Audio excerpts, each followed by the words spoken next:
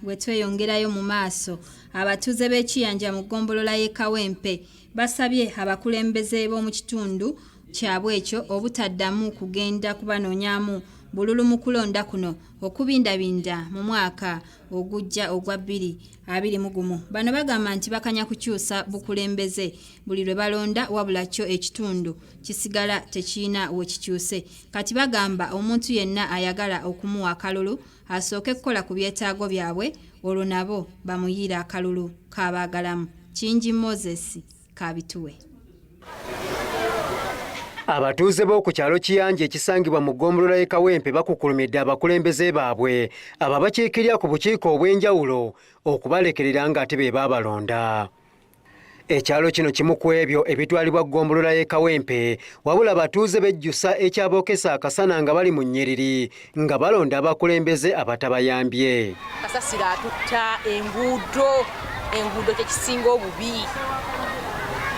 Enguudo ze zisinga obubi, enguudo zijjudde amazzi, enkuba weetonnya abaana baffe ku ssomero olina muweeka ate naawe omuzadde omuweese naawe otya w'olinnya bidiba byereere.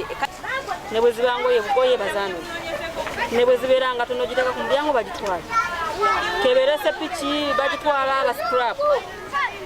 Embeera nga bwetyo bweriwo omukwata n'obubeera nga mukambuwalira kugamba emirimu mitono nz'oyagala nkole ki. Bano bagamba nti baakoma ku kulonda naye tebaganyuddwa mu kalulu kaabwe n'olwekyo mu kulonda okubindabinda bandikyusa endowooza yaabwe. Bajja ne batugamba tugenda bakolera kino, tugenda tereza enguudo, tugenda bayambako kino. Tewali n'ekimu kye bakoze kubeera bwe bajja bye baasanga nakati bye biriwo ebbanga lye bafugidde. Olwo nga badda ate batusaba ekisanja ekirala tebatawaana kudda okuleka ng'olina enkyukakyuka endala gy'ogenda oteekawo tubakooye. Tawaana kasita omuwa akalulu tadda kiwedde amanya famire ye mwabamulonda musiba mu kasana omusana ne gubookya muyina abaana basiiba enjala ne kasambawo obululu nga kiwedde tatanaadde ebijja. Naye tubasaba tubeegayiridde ku luno tugenda kuwa omuntu akalulu ng'alina kyatukoledde, atalina kyatukoledde tuwali muwa kalulu. Kigambibwa nti ekitundu kino kyalimu emize omuli obubbi, obutemu n'abasawo b'ekinnansi abafere nga bino byonna biva ku bbula lya mirimu mu kitundu kino. Balina mirimu, oli akeera ku makya talina mulimu gwakola agenda kubba, ovuddewo ogenzi osanga akayumba bakamenye, ebintu babiggyemu babitutte. Naye kati abantu batyamaani atugonzezzaamu, abantu bakeera ku makya ne bagenda ne bakola ennyumba yo gireka eri seefu n'okomawo n'okisanga eri seefu. Okutereeratereramu ndowooza gano amasaba agaali amangi ennyo bwe gavaawo embeera n'egenda ng'etereera obubbi obwali obungi obubbi ne bukendeera. Kitundu kino mwali temulinaniganye ekkanisa nga temuli mannaddiini, naye okusinziira nti kkanisa zajjawo ne zisemberera obulogo obwo bwavaawo ne bugenda obusezi, era obusezi obwo bwakasa abanaddiini basembera kunena amakyaki ne gatusembera okumpi obulogo obwo ne buvaawo.